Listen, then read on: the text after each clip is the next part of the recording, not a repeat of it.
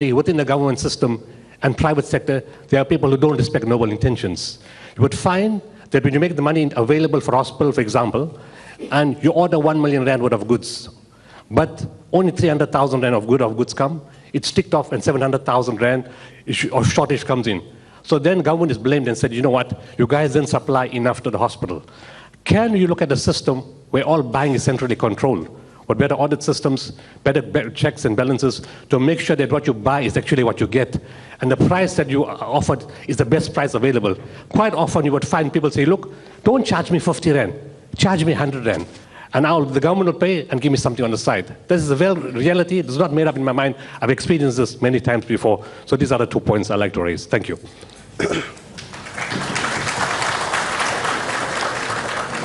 Take the first one. Well, the desalination plants are already in existence, by the way. I mean, we've got a couple of them in a number of places already. People are experimenting with them. Obviously, you'll appreciate that one of the fundamental problems with desalination plants at the moment, the technology is expensive. I mean, the cost is the issue. It pushes the price of water terribly. But in some areas where you have most of the coastal towns tend to use that quite frequently. So there's no law preventing that from happening. Can you massify it? I think the cost issue is going to be your fundamentally important thing to consider in doing that. So there's no, people must look at all options, obviously, but cost is always going to be a major determinant of whether you go that route or you don't. Can I take the next one? Go ahead. Okay. Look, I mean, there's a whole process, and the minister hinted on it, and the essence of it is improving transparency in the procurement process. The more visible our procurement process is, the better are the chances of managing some of these problems, as it were. And we have started that process, and Gauteng probably is leading in that regard, where we have open tenders and people can come and view the decision-making processes around tenders, etc. And this is very crucial, because I mean, in the current context, you'll find many institutions get captured easily, because there's no transparency around your procurement process. And I remember where I used to be, you'll have somebody having 20 companies and tendering in different items, etc. And you find that when you do an analysis ultimately in a particular item, you realize that 90% of procurement in a particular entity is from one group, basically, because it comes in different ways, etc. So that's a fundamentally important thing, that we raise the level of transparency and the depth of transparency, so that you know. One of the things we've done in Treasury is to have a centralized electronic database.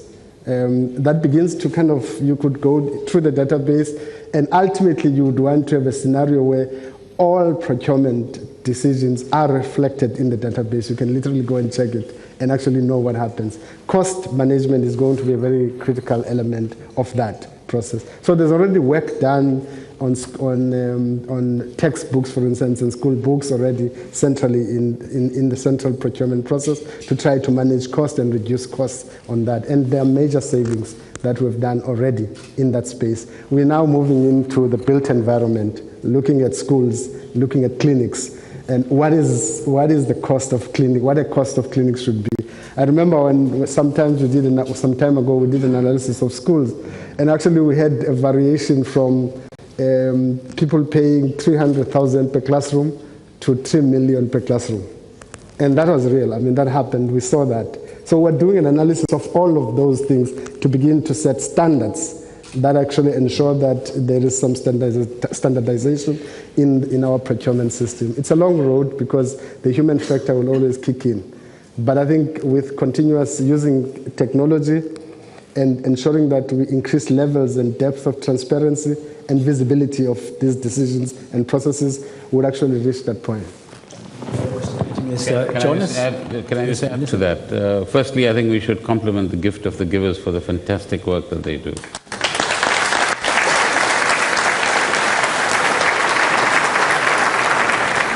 And secondly, as my colleague has said, I'm not going to repeat that point, we need to change the business culture in South Africa. Too much of our business is happening on the basis of, let's call it internal transfer pricing. Right? You have external transfer pricing, this is internal transfer pricing. Increasing the invoice value, all sorts of people getting paid off in the system. We require to go back to basics in a different form.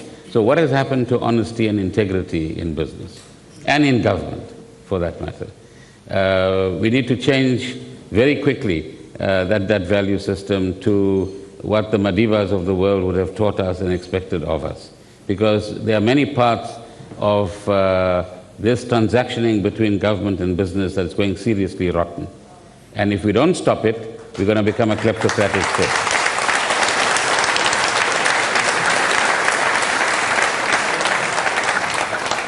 And that was one of the conversations that we've had with the CEOs that were in meetings with the President and ourselves as well. How can we, both as government and the private sector, move in the right kind of direction that changes the ethical system within which we work? Thank you very much. Thank you very much, Minister. We're going to take a short break, after which we'll continue our conversation here on ETV and eNCA, looking back at that budget speech and taking more questions from the floor. Stay with us.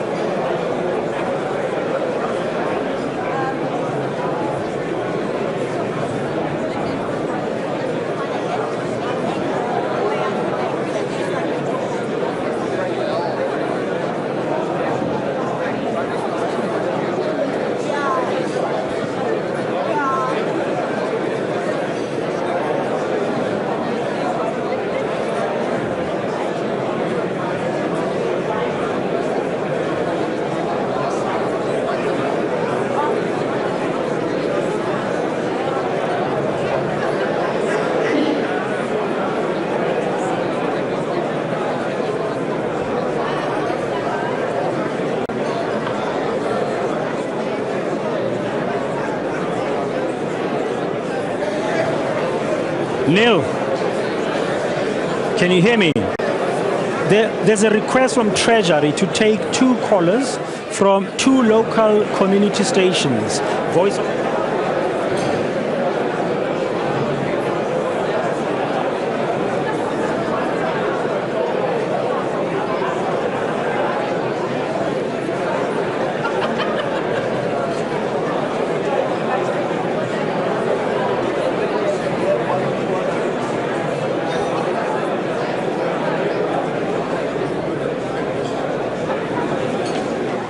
Did you hear that?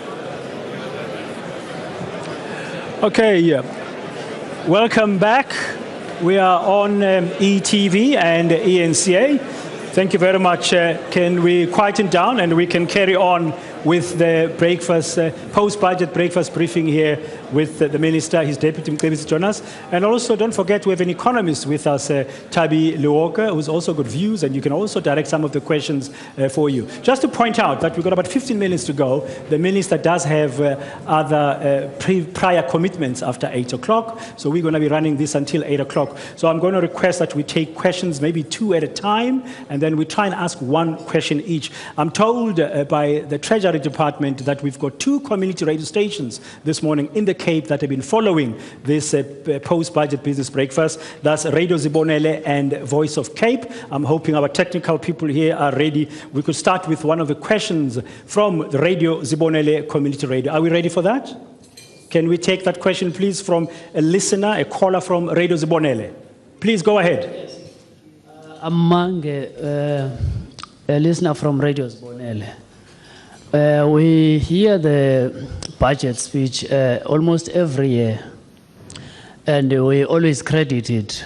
But just for the concern of the poor, of the poorest, after the delivery of the speech, how does the minister or the department monitor that the monies that are allocated to the municipalities reach the people from those areas?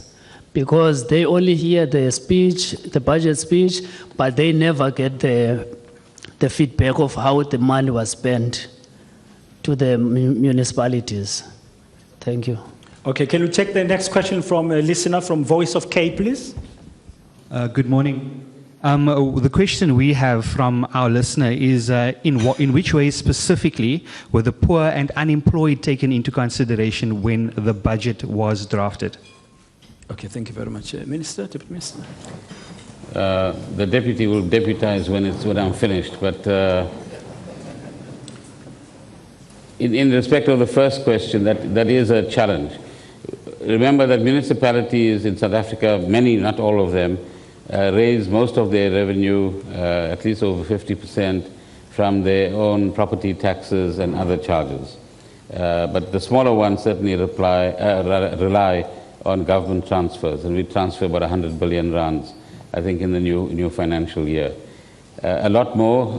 There's our Auditor General here as well, who has to work very hard to verify that that money is spent, at least in terms of the rules.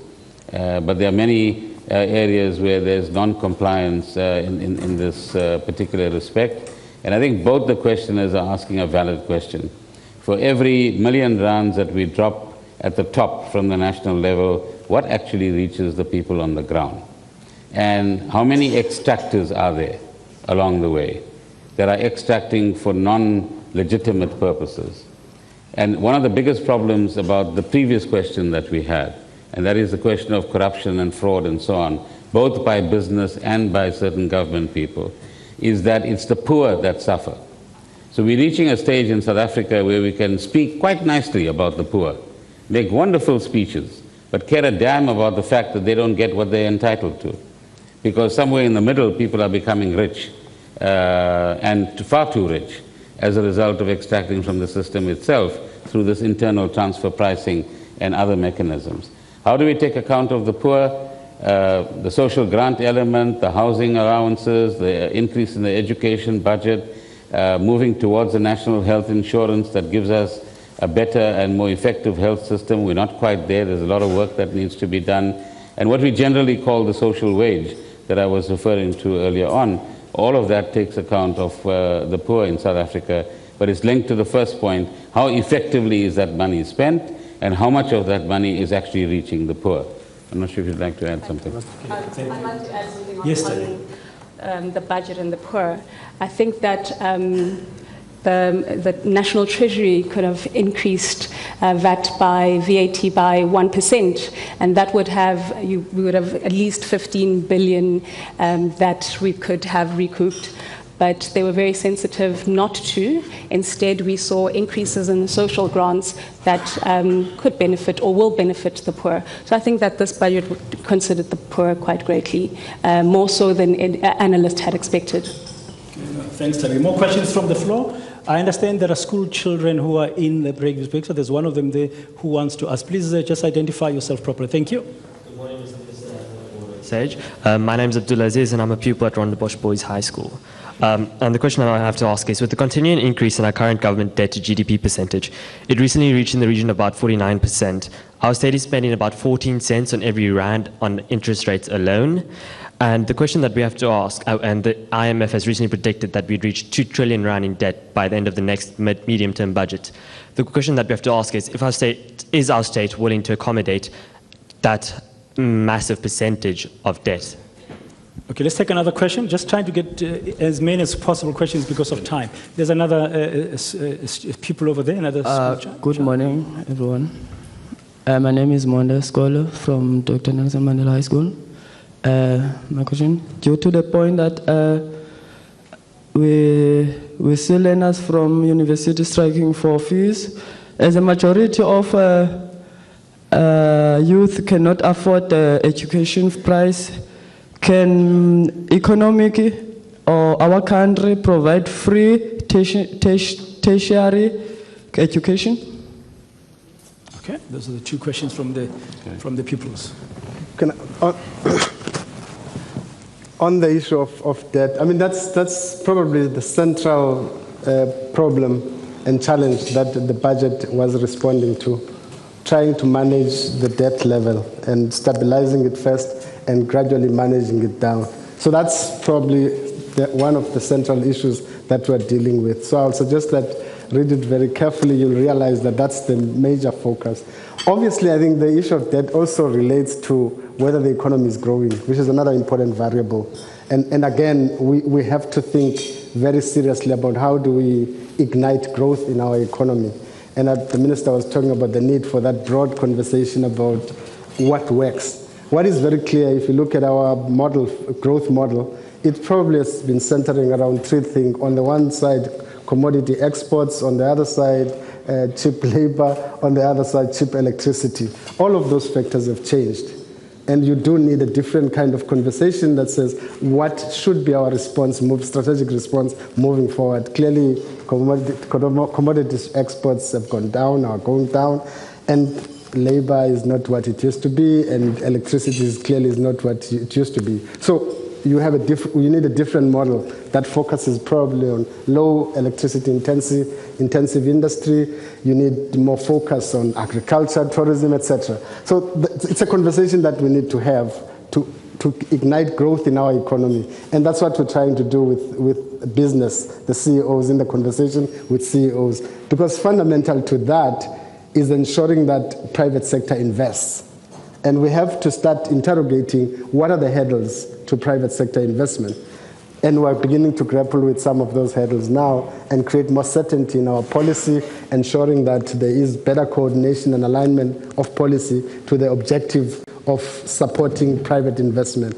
Again, Minister was talking about regional integration, ensuring that we support trade into Africa and integration generally, and introduce new instruments that with our trade policy that ensures that there is growth in our manufacturing. And those are kinds of conversations we're having. But fundamentally, growth is going to be the key issues that takes us out of where we are. Free tertiary education? It's the conversation. I think we could have a big debate about free education. I think we're taking a stance as government that says we have to ensure that in our country, at least you have free education for the poor. That's fundamental, free higher education for the poor.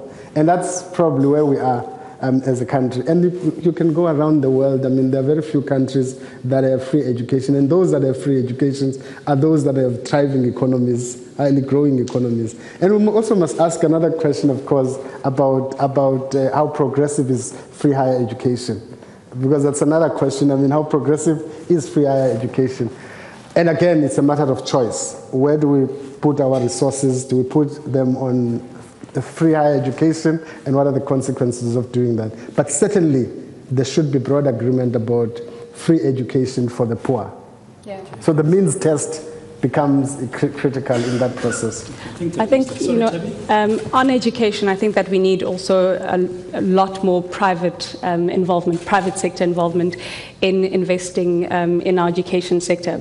But what was interesting with the budget is that you saw an increase in basic education. We also saw an increase in university. But are we seeing an increase in our return on investment? And I don't know, and if you look historically, we haven't. And I don't think that it's a matter of just throwing money in our education system. It's a matter of making sure that we have well-equipped teachers, that our students are going to school, and that we're getting the investment that we want, or the returns that we want on the investment that we put in. Okay, thank you very much. Unfortunately, we're getting closer to 8 o'clock, and we're beginning to run out of time for the live broadcast that we've planned for this morning from 7 o'clock to 8 o'clock. As I said earlier, our minister as well and his deputy have got other prior commitments that they need to get to at 8 o'clock, and we're just going to have to wrap it up this morning on our live broadcast on eTV and eNCA. And we'd like to thank our viewers, especially on eTV, who joined us from about 7:30 when we continued this conversation. Lots of questions to be asked, and I'm sure the minister has been repeating himself as well in talking to various people and his deputy as well. But we appreciate your time, and thank you very much for having joined us here this morning live on eNCA and on eTV for this 2016 post-budget business briefing.